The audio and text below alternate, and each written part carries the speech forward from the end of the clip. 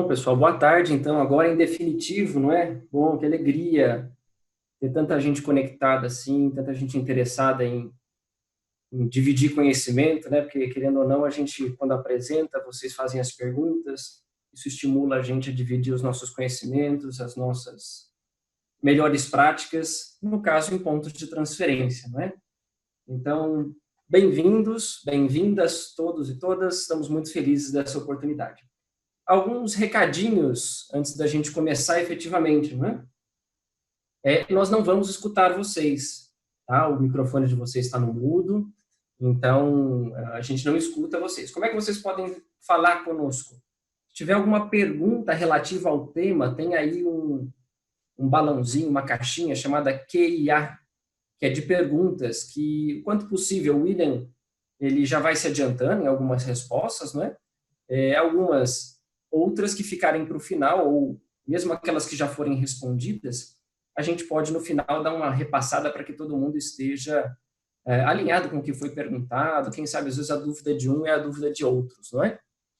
Nós teremos aí aproximadamente 1 hora de apresentação e próximo de 30 minutos de perguntas ao final. Tudo bem? Mais uma vez, nós agradecemos. Bom, só para a gente, antes de iniciar mesmo o tema técnico, falar um pouquinho de segurança, né? Quando a gente faz apresentações, treinamentos presenciais, seja na Martin, seja nos clientes, a gente sempre olha as saídas de emergência, olha os extintores de incêndio, né? Tem sempre um brigadista, alguém responsável por verificar se está tudo certo. Então, verifiquem se está tudo certo aí no ambiente de vocês. E lembrar que esse momento é um momento delicado, né? Acho que talvez nenhum de nós que estejamos conectados tenhamos passado por alguma situação como essa, da quarentena, do isolamento. Mas lembrar que esse é um momento de isolamento físico, ou melhor, de distanciamento, não é? Por um tempo físico, para que a gente possa entender o que está acontecendo e se preparar aí para as próximas semanas. Mas que não seja um distanciamento social, nem um isolamento social. Tudo bem? Que a gente não se esqueça de perguntar aos nossos amigos, colegas, parentes, às vezes alguém que mora sozinho, alguém mais de idade, dá uma verificada diária, ou quem sabe mais de uma vez no dia, para ver se a pessoa está bem. Às vezes pode estar acontecendo alguma coisa e a gente nem sabe, então que a gente não deixe de cuidar dos nossos queridos, sejam eles amigos, colegas, parentes, ou, enfim, qualquer tipo de ligação que a gente tem, não é? E por fim, não custa dizer, cada um de nós está aí, acredito que poucos estejam como se diz, no escritório, né? Muitos em casa. Eu também estou em casa. Então, pode ser que minha cachorrinha participe em algum momento ou outro, como ela já participou em outros webinários, mas isso não vai atrapalhar, vai ser bem tranquilo o nosso decorrer aqui, né? Bom, vejamos. Antes de entrar no tema, é bom dizer que a Martin existe para quê? Propagar excelência para que as famílias prosperem e a sociedade progrida. A Martin já está há mais de 75 anos aí no mercado, está aqui no Brasil já há mais de 30 anos, e a ideia é isso, que a gente consiga propagar excelência em tudo que a gente faz para os nossos parceiros, colegas, amigos, clientes, fornecedores, dividindo o quanto possível o melhor de nós todos, né? Buscando a prosperidade de todos nós. Tudo que nós falaremos aqui estão baseados em referências técnicas, não só no Foundations, que é um livro de autoria Martin, e no Foundations for Conveyor Safety, né, ou seja, para a segurança da correia, não só nesses dois livros, como também muitas informações do SEMA, a normativa técnica de construção de transportadores de correia. Então, quem tiver mais interesse, ao final a gente vai disponibilizar um link para baixar os livros gratuitamente em PDF, para que vocês também tenham acesso e possam fazer aí os estudos mais profundamente, não é? Bom, antes de nós falarmos das melhores práticas num ponto de transferência, é importante a gente saber, está todo mundo alinhado, o que é um ponto de transferência, afinal de contas, não é? Ponto de transferência, o próprio nome já sugere, é uma região, normalmente entre dois transportadores de correia, onde existe a transferência do material de uma para outra. Tudo bem? Pode ser também a transferência de um processo anterior, por exemplo, um peneiramento, talvez, ou uma britagem, uma seleção, uma separação qualquer, por uma correia, ou pode ser de uma correia para algum desses outros processos. Em resumo, o ponto de transferência é quando o material entra ou sai de uma correia, tudo bem? E isso pode ser naturalmente de uma correia para outra, como está nessa imagem aqui que nós estamos vendo, né? O material sai dessa correia no canto superior direito e é carregada nessa correia inferior para seguir adiante. Ótimo. E olhando assim na imagem, parece tudo muito tranquilo, não tem muito com o que se preocupar, não é? Bom, não é bem assim na prática. Nós encontramos diversos desafios. Vejam, quais são os problemas que nós encontramos? São, basicamente, nós poderíamos resumir em dois no ponto de transferência, sem contar o sistema de limpeza, que a gente vai falar numa outra oportunidade. Poeira e derramamento. O que isso traz? Essa foto da direita ilustra bem, né? Tem mais material embaixo da correia na estrutura do que no transportador. Aliás, no transportador, em cima da correia, não tem nada. Mas, em compensação, embaixo, quantas toneladas de material será que não tem aí, hein? O que isso gera, essa perda, essa saída do material da correia? Perda de lucros, porque a gente acaba transportando ou perdendo material no caminho, desperdício de material, aumentam os custos, não só com manutenção, mas com perda mesmo, né, do material aplicado. Houve todo um processo para que esse material chegasse até aí. Não é? Houve a parte da mineração, britagem, por exemplo, um peneiramento, uma seleção, quem sabe um enriquecimento, algum processo produtivo, e a hora que chega aí o material cai no chão. Não, tem muito dinheiro contido nesse material, então desperdício. Manutenção exagerada, porque precisa trocar esses roletes, por exemplo, aí muito antes da hora, porque eles ficam travados e contaminados. Preocupação com a segurança, se nós olharmos aí na parte do passadiço aqui do corredor, olha quanto material tem no chão, risco de alguém torcer o pé, encostar no transportador em movimento, porque está sem as grades de proteção, alguém se machucar aqui, o risco é bem grande, hein? Problemas de saúde por inalação, por exemplo, da poeira, do pó fino, de qualquer material que seja, e não só de quem trabalha no transportador de correia, senão também, dependendo da gravidade da situação, quem mora na região. Né? Às vezes uma região toda, um bairro inteiro é atingido pela poeira de uma fábrica, seja ela qual for. Fiscalização ambiental, os órgãos ambientais têm ficado cada vez mais rígidos com relação à poeira, a derramamento de material, a contaminação de solo, de águas, né, sejam elas rios, seja o mar, né, no caso de portos, enfim.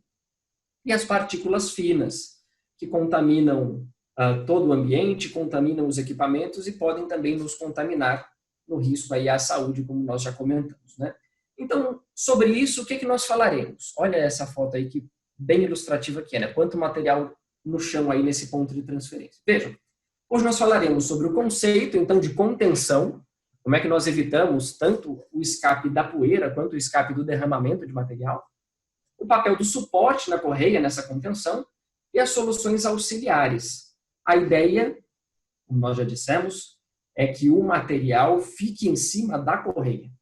O que entra, sai. Tivemos a oportunidade de falar isso no outro webinar que fizemos. Procurem, quem não teve oportunidade de assistir, o vídeo nas nossas redes sociais para que vocês verifiquem. O que entra na correia tem que sair do outro lado.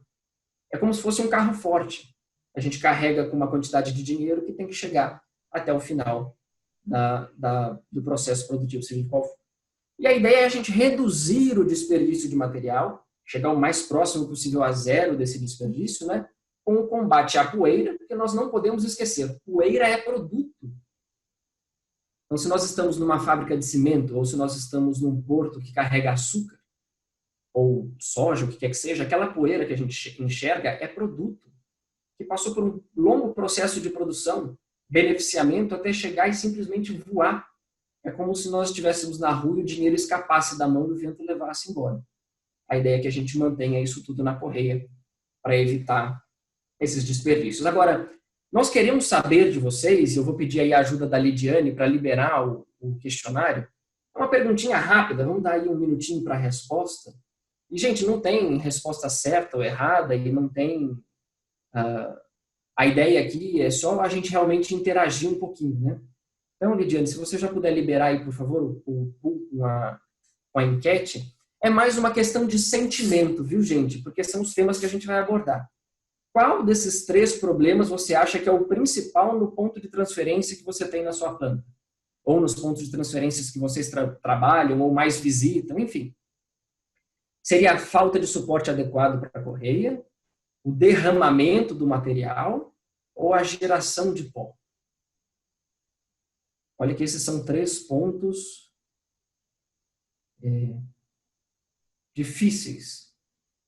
São desafios grandes aí em todo tipo de planta que trabalha com transporte de material sólido a granel. E aí, hein? Qual será? Qual será? Será que já deu tempo de todo mundo responder? Fico Quase ansioso para todo ver. mundo já respondeu. Vamos dar mais 10 segundinhos aí, 15 talvez? Vamos lá. Quem sabe os indecisos se decidem. Mas, gente, como a gente falou, é mais para a gente ter um sentimento, uma interação com vocês e ver se realmente a gente está indo para o caminho certo aí dentro do que a gente vai falar, né? Vamos lá, Lidiane, acho que já dá para fechar. Vamos lá. E agora vamos ver o resultado. Olha, derramamento do material ganhou. Derramamento do material seguido por geração de pó e, por fim, a falta de suporte adequado da correia. A gente poderia até dizer aí, né, como é que fala? Na diferença aí da falta de suporte com a geração de pó, se a gente colocar aí uma margem de erro de mais ou menos 3 pontos percentuais, como fazem as pesquisas, eles estão tecnicamente empatados, mas o derramamento de material realmente ganhou de longe. Legal. Obrigado, Lidiane, pelo apoio. Obrigado a todo mundo que participou. É realmente para a gente ter uma noção, né, ter um retorno de vocês. É bacana a gente ter essa interação. Mas vejam, a gente vai falar dos 3 pontos, então ninguém vai ficar sem resposta. Nós vamos, creio que, conseguir atingir a todos. Bom, aqui na direita a gente tem uma figura de um ponto de transferência, né? Então a gente vê ali no ponto A um transportador de correia descarregando o material. Claro, está sem material na imagem aí, mas imaginem. E no ponto B é o material saindo já carregado na nova correia, na correia receptora, se a gente pode dizer assim. Nós podemos comparar do ponto A ao ponto B a um Tupperware, aqueles potinhos plásticos ou de vidro. O que importa é que eles sejam hermeticamente fechados, né, para manutenção do alimento. O que acontece num potinho desse? Quando a gente põe qualquer coisa lá dentro e tampa, a ideia é que quando a gente volte e destampe, esteja tudo lá como a gente deixou, conservado. A ideia do chute é exatamente essa, do ponto de transferência completo, né? O que entra aqui fica vedado aqui dentro até que saia no ponto B. Esse é o mundo ideal, é isso que a gente busca na aplicação de um ponto de transferência ou das melhores práticas num ponto de transferência. Nada entra e nada sai entre o ponto A e o ponto B. Só entra coisa no ponto A e só sai coisa do ponto B, tudo bem? Agora, é importante a gente saber que quando a gente introduz material num ponto de transferência, existe ali uma movimentação do ar também. Já ouviram falar aquela teoria de que 2 corpos não ocupam o mesmo lugar no espaço? É exatamente isso. O ar deslocado é isso. Quando a gente movimenta um material, seja ele qual for, pode ser grãos, pode ser açúcar, pode ser minério, qualquer tipo de minério de ferro, de ouro, de cobre, pode ser fertilizante, pode ser a indústria farmacêutica, enfim, qualquer coisa que se movimenta desloca ar, tudo bem? Gera vento. Imagina, se a gente vê um ônibus, passa próximo da gente, a gente está na calçada, a gente sente aquele vento do ônibus, é o ar deslocado. O ar induzido é o que a gente pode dizer é o vácuo que o equipamento ou que o material produz quando se desloca. Quem gosta aí de Fórmula 1 ou de qualquer outro tipo de automobilismo, está com saudade aí de assistir as corridas, né? Eu também estou. Mas é o vácuo. O pessoal fala que um carro fica atrás do outro para pegar o vácuo. Por quê? Quando qualquer objeto em movimento desloca o ar, leva um tempo para que ele ocupe de novo esse ambiente, esse local.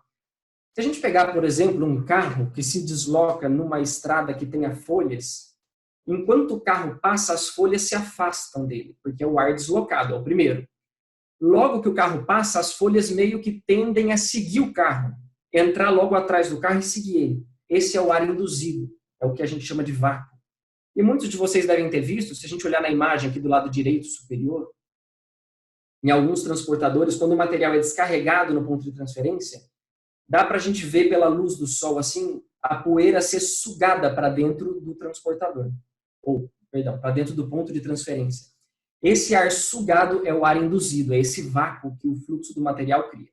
E por fim, o ar gerado, esse nem sempre está presente, isso depende de, por exemplo, um britador, um ventilador, um triturador ou algum outro dispositivo que gere um movimento além do material.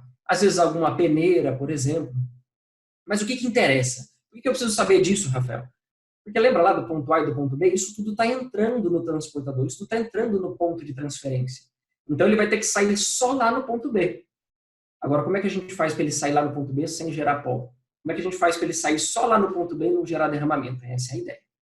O fluxo total do ar, a vazão total de ar é a soma dos três. A gente não vai entrar aqui em detalhes de cálculo, mas é importante que vocês saibam para que a gente saiba como minimizar cada um desses, né? Agora vejam, nós temos que garantir que toda a área de carga do material esteja devidamente selada. E isso a gente fala desde quando a correia inferior é carregada até o material terminar de se acostumar com a correia inferior e ficar parado em cima dela, enquanto ela está em movimento, não é? Mas enquanto ele se turbilhona ali, a gente precisa garantir de alguma forma que nada saia. Lembra lá do potinho, do Tupperware, do potinho de alimento. Agora, não adianta nós investirmos muito num ponto de transferência chamado, por exemplo, no chute, na calha-guia, a gente já vai falar em mais detalhes, se nós não tivermos uma boa base, um bom suporte para a correia. Nós vamos falar em mais detalhes logo na sequência. Antes disso, vocês já viram que eu já falei chute, já falei calha-guia, falei um pouco de vedação, chapa de desgaste, a gente vai passar por isso tudo. Mas para nós falarmos a mesma língua, é importante que a gente alinhe. Primeiro, quando a gente fala chute completo, é isso tudo. É desde quando recebe o material até o final. A gente poderia até dizer ponto de transferência. Porque o ponto de transferência inclui também a parte de suporte. Então, o chute é a parte metálica do que recebe o material e do que enclausura o material ali na zona de assentamento, que nós vamos chamar aqui de calha-guia. Zona de assentamento, calha-guia, tem outros que chamam de outros nomes, mas na nossa apresentação a gente vai falar calha-guia. Calha-guia é a parte do chute que protege o material quando ele já está na correia. Tudo bem? Vamos acompanhando aí, hein? Então, vejam. Falamos do chute, falamos do suporte, falamos da calha-guia. Agora, que tamanho que tem que ter essa calha-guia final? Bom, a calha-guia tem que ter um comprimento que depende da velocidade do transportador. Porque isso vai dizer quanto tempo, mais ou menos, o material leva para se acostumar nessa nova velocidade, nessa nova direção. Então, quando a gente fala em calha-guia, existe um cálculo rápido que eu vou colocar aqui para vocês, mas só de referência, porque a gente não vai fazer cálculo nenhum hoje aqui. Isso depende, de maneira geral, assim, do fluxo do ar que tem lá dentro, por isso que os 3 tipos de geração de ar são importantes. E esse fluxo, e esse comprimento, de maneira bem por cima, a gente poderia dizer que, como uma regra geral, seria 2 vezes a velocidade da correia. Por conta disso aqui, ó, o comprimento é a velocidade vezes um fator dividido por meio. E o fator varia de acordo com a vazão do ar. Fiquem tranquilos que vocês vão receber esse material, isso tem no Foundations, não se preocupem. E a gente pode também ajudar caso a caso, se for necessário. Claro que existem exceções, transportadores que carregam palha, por exemplo, que eles têm a calha-guia por todo o comprimento do transportador, porque se bate um vento, voa todo o material, não é? Mas, regra geral, é isso aí. Se a gente fizer a conta, o 0,9 por meio dá 1,8, por isso que a gente fala, normalmente são 2 vezes a velocidade da correia. Porque esse é o tempo, 2 segundos é o tempo mais ou menos suficiente para o material se acostumar na correia e se manter nela durante todo o seu caminho aí, sem muitas surpresas. Agora, não só de comprimento vive uma calha-guia, ela é importante também, quando nós olhamos aqui, ó, se nós olharmos nessa figura inferior, a área dela. A área dela é o B, a letra B de bola, pela altura que vai do teto até a base da calha-guia aqui, perdão, até a base da correia, o material vai estar aqui no meio, não é? Por quê? Lembram lá dos 3 tipos de ar que são gerados? Isso gera uma velocidade no ar. A velocidade no ar, segundo a recomendação do SEMA, é que ela saia lá no ponto B, se a gente olhar aqui no canto superior esquerdo da imagem, lá no ponto B, ela saia mais lenta que 1 metro por segundo. Por quê? A 1 metro por segundo ou menos, a poeira tem capacidade de assentar sem que ela seja jogada para fora lá no ponto B. Então, a gente dá tempo do dinheiro, lembra que o produto, o pó é dinheiro. A gente dá tempo desse dinheiro se assentar e seguir no processo junto com o resto do material. Agora, às vezes acontece de no final ali da calha-guia, no ponto B, a gente vê uma quantidade imensa de poeira saindo e nós não conseguimos controlar. Muita gente, para evitar que isso aconteça, aumenta o comprimento da calha-guia, mas só o comprimento não é suficiente. Nós precisamos aumentar a área da calha-guia. Lembra aqui, ó, a letra B de bola pela altura? Como não dá para aumentar a largura, a gente aumenta a altura. E também tem uma formulinha que a gente chega nisso a partir da vazão. O que é a vazão de ar? É a área, que a gente já falou aqui, vezes a velocidade do ar. Mas nós não vamos entrar nesse detalhe. É só para se alguém tiver curiosidade, quiser ir atrás em mais detalhes, está aí a fórmula para vocês. Para diminuir a velocidade, a gente precisa aumentar a área. Como não dá para aumentar a largura, nós aumentamos a altura. Então, nós vamos ver em alguns exemplos aqui, ó, já de soluções. Esse daqui é uma aplicação real no México, tá? De mineração de ferro. Então, se vocês olharem aqui, ó, essa correia é a mesma, tá? Então, nós temos aqui a mesma correia com alimentações diversas. Na sequência, nós vamos ter um vídeo. Então, aqui essa alimentação da esquerda, vamos chamar assim, porque no vídeo ela está na esquerda, né? A alimentação onde nós fizemos a modificação com um suporte adequado, uma calha-guia na altura correta, olha a altura da calha-guia, chapas de desgaste, vedação lateral, tudo isso que a gente vai falar. E essa daqui é a que não foi feita a modificação no mesmo transportador. Olha o tanto de material que tem embaixo aqui. Vamos para o vídeo, que o vídeo é mais ilustrativo. Olha, aqui na esquerda onde foi feita a modificação e na direita onde não foi feito. Olha a geração de pó. Olha o material caindo, dá para ver material caindo aqui. Quantidade de material que está aqui na zona inferior, fora da correia. Gente, esse pó é dinheiro, é material que foi processado e está sendo perdido. Agora, olha aqui no ponto, dá para ver, ó, os roletes estão girando, o equipamento está em funcionamento. Então, o que teve a adequação, no que foi aplicado as melhores práticas de ponto de transferência, não há nem derramamento, nem perda por pó. Tudo bem? Espero que vocês estejam conseguindo enxergar bem. De qualquer maneira, nós vamos ter, mais uma vez, essa apresentação gravada para se vocês quiserem revisar. Mas é prático, é claro e evidente no vídeo. Aqui nós temos um outro de um porto de grãos. Nós até comentamos no outro webinar sobre o caso de sucesso dele. Então vejam, aqui na esquerda antes, aqui o transportador em funcionamento, olha, não dá nem para ver o fim do corredor direito. Olha a quantidade de pó que forma aqui. Aqui está sendo transportado soja. Então, dá para ver que ele está bem contaminado. E aqui na direita, depois já de que foram feitas as modificações. Suporte da correia. Olha a altura da calha-guia, olha a diferença de altura para contenção, para redução da velocidade desse ar. E contenção do pó. Tem também cortinas de borracha, tem dust bags, suporte adequado, vedação lateral, caixa traseira, enfim. Um serviço completo aí que faz com que a gente veja o transportador é o mesmo, a capacidade é a mesma, a redução da quantidade de pó emitida é clara e evidente. Então, nós tínhamos aí uma equipe de mais de 45 pessoas que foram, que trabalhavam só na parte de limpeza desse transportador, que puderam ser direcionadas para dar manutenção em outros transportadores. Olha, dá até para ver o fundo do corredor agora com o colaborador ali presente. Bom, dito isso, nós temos aqui então, olha, um ponto de transferência ideal. Ele vem aqui o chute, ele entrega aqui o material centralizado na correia, a zona de acomodação ou calha-guia na altura e comprimento calculados, um suporte adequado da correia e vedação lateral. Aqui a caixa traseira está representada na zona de transição, o ideal é que não seja assim, né? Nós já vimos isso no outro webinar, mas nem sempre dá para fugir dessa condição, né? Então, aqui a gente representa uma condição real e não ideal, né? Então, se nós vemos até, se voltássemos no vídeo anterior, dá para ver que a caixa traseira também está na zona de transição.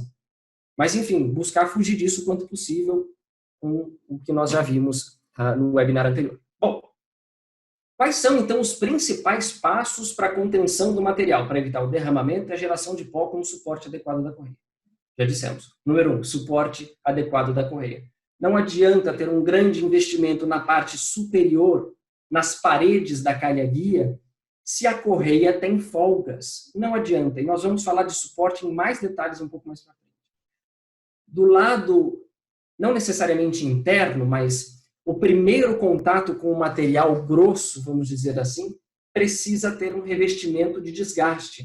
Seja uma chapa de desgaste específica, seja um outro material mais duro, mas que faça a contenção do principal material para não forçar demais a vedação lateral, que é de poliuretano ou de borracha ou de qualquer outro material, mas que não pode sofrer a pressão básica e principal da maior parte de material que existe dentro da calha-guia, empurrando ali contra as paredes dela. Então, o revestimento faz a força principal e a vedação lateral segura o material mais fino, que é a nossa última ali oportunidade de fazer a vedação e evitar o derramamento. E, por fim, a redução da velocidade do ar, adequando a altura da calha-guia para que a velocidade seja menor ou no máximo 1 metro por segundo, e utilizar outros meios, como cortinas, sejam elas inteiriças, sejam elas como havaianas, né, que são aquelas que são seccionadas, sejam elas em chinquene, enfim, tem uma infinidade de maneiras aí que nós podemos fazer para reduzir a velocidade desse ar. E proporcionar o espaço adequado, correto da calha-guia. Isso aqui é bacana, reduzir o que entra. Lembram lá do ponto A e ponto B? Se lá no ponto A nós conseguimos, de alguma maneira, colocar uma cortina de borracha, colocar uma cortina de borracha entre a correia de carga e a correia de retorno, fechando o máximo possível aquela área, nós diminuímos a quantidade de ar que entra. Menos ar que entra, menor a velocidade e menos ar que sai lá no ponto B. Então a gente consegue diminuir muitas vezes o projeto final aqui de altura da calha-guia, reduzindo o quanto de ar entra lá no ponto A do ponto de transferência. Então é um ponto bacana a se analisar, verificar se tem essa possibilidade. Agora, vamos lá, nós falamos do suporte da correia. Olha, carregamento no ponto na zona de transferência, material derramado que trava os rolos, ou os rolos, não vamos entrar nessa discussão, mas enfim, trava aqui os roletes, vamos falar rolete, que aí não tem dúvida, travam os roletes. Isso aqui aumenta desgaste da correia pela parte que ela não está preparada para receber material, que é a parte de retorno dela, não é? Nós temos aqui também trocas prematuras de rolete, além dos riscos de segurança, riscos à saúde que nós já comentamos. E alguém que tem que ficar exposto a uma correia trabalhando, muitas das vezes, para retornar esse material para a correia ou para fazer a limpeza da região. Um suporte ruim permite essas folgas aqui, ó, entre os roletes. Vejam. Essas folgas fazem com que a vedação lateral que veda uma região linear não tenha acesso a esses pontos mais baixos. Então, isso compromete uma vedação estanque para ser como aquele potinho que nós vimos lá no início. Então, entra ar, e se entra ar, aumenta a velocidade do ar lá dentro, aumentando a possibilidade de geração de pó, ou permite que o material escape, gerando o derramamento de material. Uma das duas coisas vai acontecer se nós não estivermos bem vedados nessa região. Então, ou permite que o ar escape, ou permite que o ar entre, ou permite que o material escape. E o ar transporta poeira. Seja para fora, ele vai transportar poeira, ele pode gerar poeira aqui nesse ponto, por exemplo, seja para dentro, a poeira vai sair lá no ponto B, no final da calha-guia. E, por fim, danifica a correia. Mas como danifica a correia, Rafael? Assim é um dos jeitos. Se nós olharmos aqui os cavaletes, os roletes instalados, gera a folga na correia. Quando gera a folga, existe a possibilidade do material entrar entre a correia e a vedação lateral, e aí ele fica preso aqui, num ponto de pinçamento. E esse ponto de pinçamento, o material, a rocha, o que quer que seja, vai ficar aí preso, e ele vai começar, o que o pessoal fala em campo, a riscar a correia, a desgastar a correia de fora a fora. E o que a gente enxerga? A gente enxerga esse desgaste contínuo e retinho que fica bem na região onde está a vedação lateral. Isso gera dano na correia, desgaste prematuro, o sistema de limpeza não vai fazer uma limpeza adequada porque vai entrar material aqui. Nós provavelmente teremos que trocar essa correia antes do tempo, porque ela pode chegar a romper nesse ponto. Nós vamos ter perda da largura da correia, perda de área útil da correia. Isso pode gerar desalinhamento, certo? E isso pode acontecer tanto por por um material que ficou preso ali na vedação, quanto se nós utilizarmos algum material na vedação lateral que não seja adequado, não seja uma borracha, um poliuretano adequado para a vedação lateral. Por exemplo, usar pedaço de correia antigo. Porque a correia antiga ela tem a mesma dureza e a mesma resistência à abrasão à correia que a gente está usando. Em alguns casos, até mais, se a gente usar uma correia mais pesada numa mais leve. E isso vai gerar esse desgaste. Então, nós precisamos garantir que sejam vedações laterais adequadas para ela desgastar antes que a correia. Uma vez que a correia é o item mais caro do transportador. Como nós já falamos em outras oportunidades. Né? Busquem lá aqueles que não puderam estar conosco.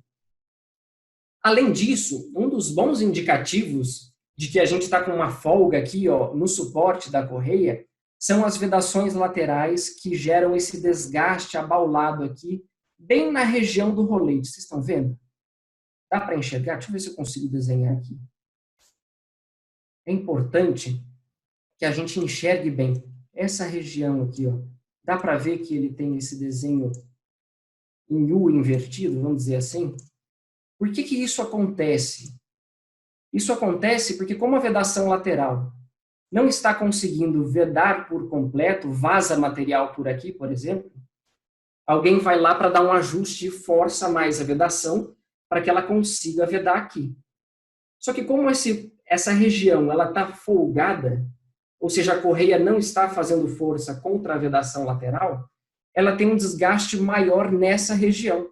E aí gera esses desgastes abaulados nesse U invertido aqui. Esse é um dos modos de verificação, né? Esse é um dos jeitos da gente identificar. E claro que danos como esse acontecem por outros motivos também, mas é uma das condições. E o que acontece? Quanto mais a gente aperta, mais desgasta, mais abaulado fica, menos veda, mais material vaza. O ideal aqui era que a gente conseguisse colocar um suporte adequado pela extensão toda necessária, né? Então, isso aqui não nos interessa. Como é que a gente pode vencer isso? Ou incluindo mais cavaletes. Mas incluir mais cavaletes, se esse do meio aqui der um problema de manutenção, só quem já fez manutenção em cavalete sabe o trabalho que dá, não é? Tem que desmontar todos eles para chegar lá e identificar o problema. Alguns até dizem que esse daqui já está marcado para manutenção, amarrado com essa colinha aqui. Seja como for, apesar de ser uma solução possível, pode gerar transtornos de manutenção. E também, gente, vamos lá, aqui são 11 cavaletes, com 3 roletes. Cada rolete tem pelo menos 2 rolamentos. Se a gente multiplicar isso tudo, a gente tem 66 pontos de falha diferentes aqui. Cada um dos rolamentos, né? Se um deles travar, trava o rolete. Aí, travando o rolete, pode gerar problema de desalinhamento, tem que dar manutenção, desgaste da correia, enfim. Bom, a solução, aproximando os cavaletes, apesar de não ser a mais adequada, ela existe. E muitas vezes ela é praticada. Então, qual é a recomendação? Nós recomendamos, lá no Foundations, tem lá as referências também do SEMA, que a distância entre o quadrante de um rolete e outro seja de 1 polegada, ou 25 milímetros. Regra geral, tá? Claro que, dependendo das condições da correia, isso pode variar de uma para outra, mas como regra geral é isso aqui. 1 polegada de distância de um para o outro. Por quê? 1 polegada é muito pouco para a correia ter capacidade de ter aquela folga, aquele embarrigamento, se é que a gente pode dizer isso, né? Acho que essa não é uma palavra muito boa para usar, mas tudo bem. Então, 1 polegada de distância, ela não tem aquela folga, e aí a vedação lateral consegue fazer o trabalho dela. Mas, mais uma vez, a gente tem aqui um problema de manutenção. A gente vai precisar tombar ou tirar os cavaletes anteriores. Uma das possíveis soluções são cavaletes montados em trilho. Na Martin, nós chamamos eles de track mount, que é do inglês, track de trilho, mount de montagem. Então, a montagem no trilho, né? Eles facilitam a manutenção. Vejam, aqui no videozinho ele ilustra. A gente tem aqui um cavalete, ele tem aqui a estrutura deslizante num trilho. Então, como é que a gente pode chamar? Vamos chamar de asa. Essa asa da esquerda sai para a esquerda, essa asa da direita sai para a direita, e o suporte central sai para qualquer um dos lados. Então, isso facilita, numa condição daquela de vários cavaletes seguidos, a manutenção. Enfim, são alternativas que a gente procura trazer aí para o mercado para que se possa ter opção, né, diante das diversas possíveis soluções, né? Então, eles podem usar tanto os coletes de aço quanto os coletes emborrachados, e aqui vai realmente ao gosto do freguês. Isso melhora a segurança, porque não tem que desmontar um monte de cavalete, acelera o processo de manutenção, a manutenção muito mais rápida, muito mais rápida, fácil, simples, mais leve, então acaba sendo aí uma possível alternativa, né? Outro tipo de suporte possível nos pontos para manter a superfície plana da correia são as mesas de impacto e mesas de vedação. Elas servem basicamente para manter a correia plana. Claro que cada uma tem uma função diferente da outra, né? Então, por exemplo, a mesa de impacto ela é toda calculada. E, mais uma vez, não precisa se assustar aqui com a fórmula. Não vai ter prova no final, não vai ter teste. É porque a gente sabe que muitos de vocês se interessam de como é que é feito o cálculo. Tem lá no Foundations e a gente pode ajudar também em casos específicos que vocês precisem. Mas, em resumo, é o quê? É a quantidade de material, a altura de queda, a densidade do material, o volume e a velocidade das correias que influencia na força que a gente vai ter de impacto nessa região. E isso vai definir se será utilizada uma mesa leve, olha, dá até para ver aqui que a chapinha dela é mais fina, o espaçamento dela é bem grande, ou se vai ser usada uma mesa pesada ou extra pesada, bem reforçada em cada uma das vigas, com amortecimento por coxinho, ou se vai ser uma mesa intermediária, enfim, as possibilidades são infinitas aí, né? Assim, existem vários graus de tipos de mesas para cada tipo de impacto que é gerado. Então, se nós temos aqui uma queda pequena, 1 metro e meio, de um material leve, uma mesa leve. Se nós temos uma queda de mais de 5 metros, 3 metros, um material mais denso, nós teremos uma mesa mais reforçada. E aí aqui na instalação, apenas como uma referência para que vocês vejam, está aqui a mesa de impacto. Aqui, então, nós temos aqui a calha guia. Em laranja, vocês podem ver aqui a chapa de desgaste, nesse caso, no lado interno. Aqui não mostra a vedação lateral, mas não vem ao caso. E, geralmente, é deixado aqui de 0,5 polegada a 1 polegada na parte central, para que a correia também não fique ali se arrastando no ponto fixo ali da mesa de impacto o tempo todo. Isso ajuda a reduzir o consumo de energia elétrica, ajuda de alguma maneira também a amortecer um pouco a queda do material, sendo de qualquer maneira que não é a correia que faz a força. Quem faz a força é a estrutura da mesa e a barra de impacto que amortece, né? E aí a gente vai encontrar entre diversos fabricantes barras com o HMW, que é esse polietileno aqui, ó, de alta densidade, que fica em cima da barra. Tem aqui, ó, vocês podem ver tanto na mesa da esquerda quanto na mesa da direita. Mas é legal a gente destacar algumas diferenças. Por exemplo, aqui na mesa da esquerda, a parte do HMW é bem grossa. E essa parte que está laranja aqui, que é o que amortece o impacto, ela é menor.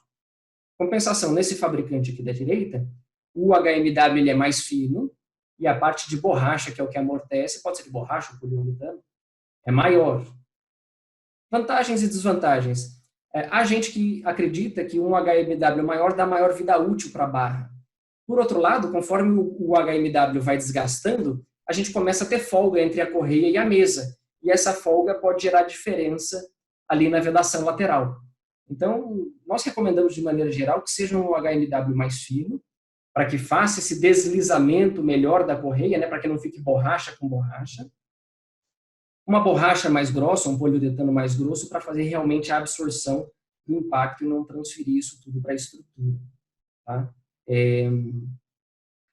Sim, tudo o que é estático na correia, que é móvel, que se movimenta, gera consumo de energia elétrica. Então, as mesas de impacto geram, as mesas de vedação, as vedações laterais, o sistema de limpeza, os raspadores, as escovas, enfim. Agora, o que é importante? Que se calcule isso. Lá no Foundations tem também os cálculos todos, mas a gente poderia aí dizer, como regra geral, de maneira geral, claro que varia de caso a caso, não menos do que um HP e meio aí, um cavalo e meio de potência para consumo. Tá? Mas, enfim, isso não é nada comparado às vantagens que a gente tem, como nós já vimos, de utilizar um suporte adequado. No caso das mesas de vedação, notem, ele também deixa aqui a correia bem estável para a vedação lateral fazer a sua função. Ele apoia a correia, só que a diferença da mesa de impacto e mesa de vedação é que a mesa de vedação não suporta o impacto. Ela é instalada ao longo da calha-guia e normalmente são instalados roletes entre a mesa de impacto e a mesa de vedação, e a mesa de vedação 1 para 2, a 2 para 3 e assim por diante.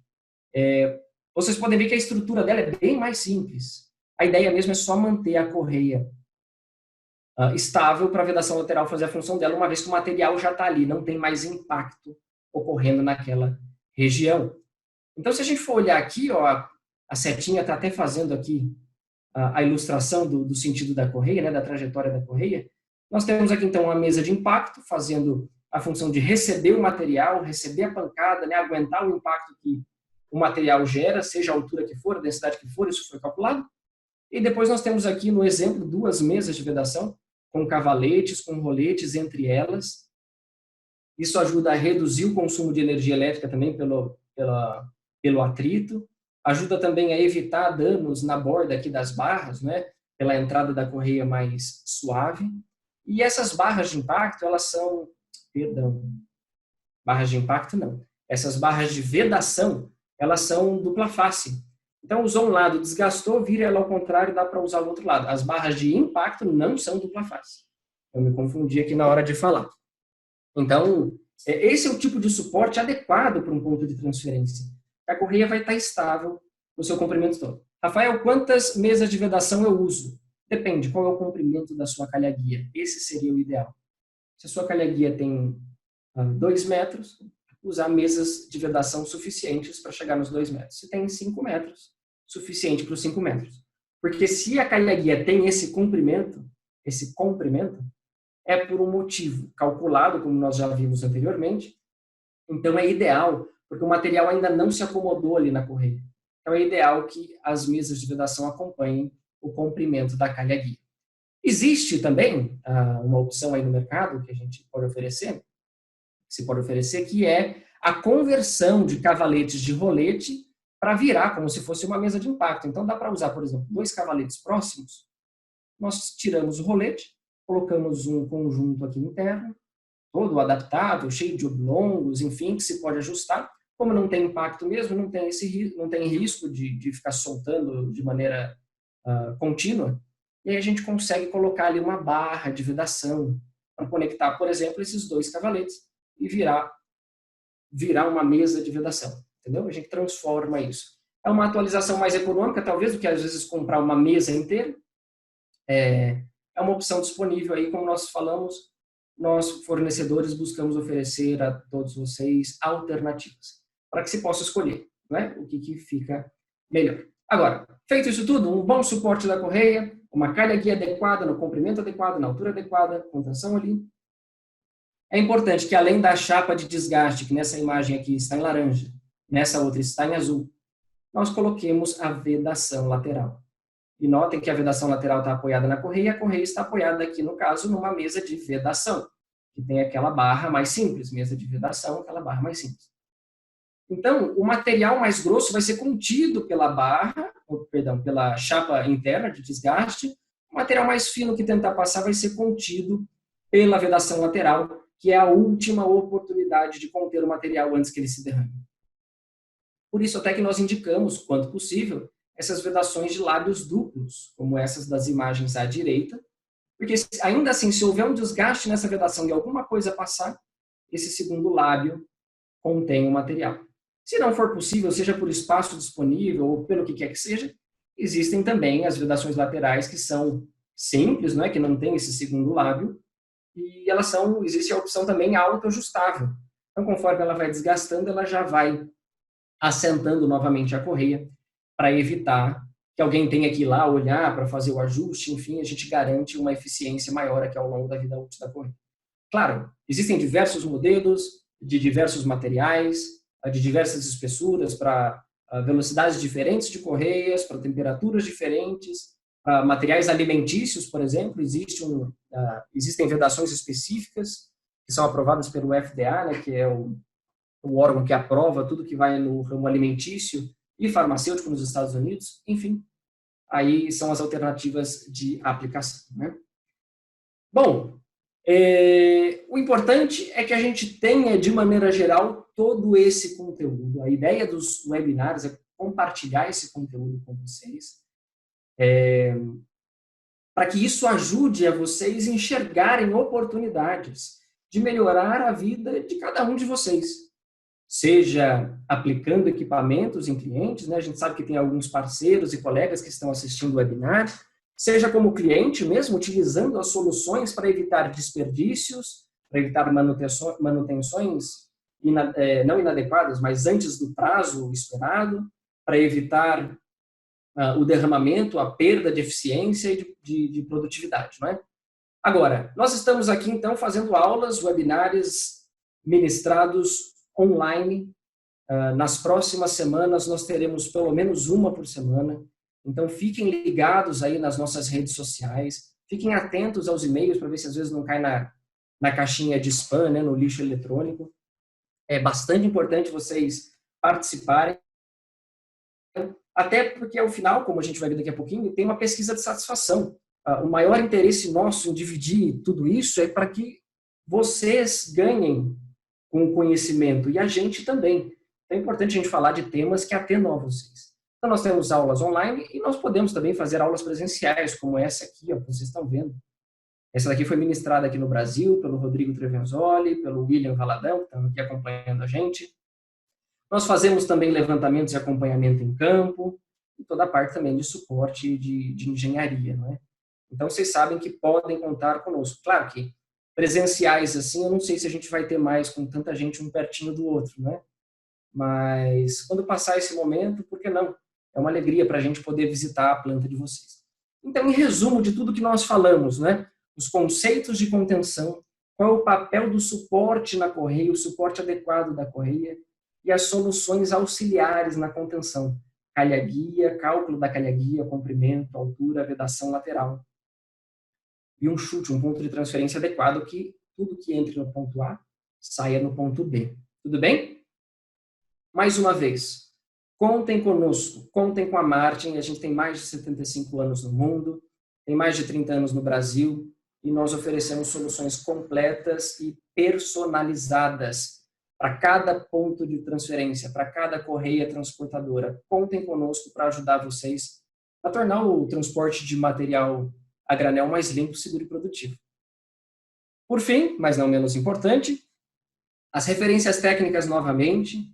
Para aqueles que ainda não baixaram, está lá no nosso blog. Se vocês posicionarem a câmera do celular nesse QR Code aí, vocês vão ser direcionados direto para o nosso blog. Lá no finalzinho, é só rolar a página até o final, está lá o link para baixar os 2 livros completos em PDF, 100% em português e 100% gratuito. A ideia é a gente realmente disseminar, ajudar vocês com conteúdo técnico, para que realmente vocês possam, enfim, trabalhar de maneira mais tranquila, mais limpa, segura e produtiva. Então tá aí, vocês vão receber esse material em PDF também, então se não deu tempo de ler aqui o QR Code, vai dar tempo de ler depois, ou mandem um e-mail para a gente manda o link para vocês, o importante é vocês não deixarem de baixar e de ter esse material com vocês, tudo bem? Nós podemos ajudar visitando as plantas, nós podemos ajudar se vocês enviarem desenhos, enviarem vídeos, enfim, contem conosco. Tá aí o contato do e-mail, br_marketing@martin-eng.com, ou o telefone 19 981818209 e o QR Code também. Se vocês posicionarem a câmera do celular no QR Code, ele já vai o contato da Lidiane, que são esses e-mails, esse e-mail, esse telefone. A Lidiane que abriu aqui vai fechar também o nosso webinar. Ela que é gerente de marketing, ela vai ajudar a gente a direcionar vocês para quem possa atendê-los na região. Lembrando que nós temos técnicos e vendedores por todo o Brasil, todos eles funcionários Martin, então é um pessoal que foi realmente treinado por nós e tem um conhecimento de causa. E por fim, a pesquisa de satisfação. Se vocês puderem, é muito, muito, muito importante para a gente ter o retorno de vocês.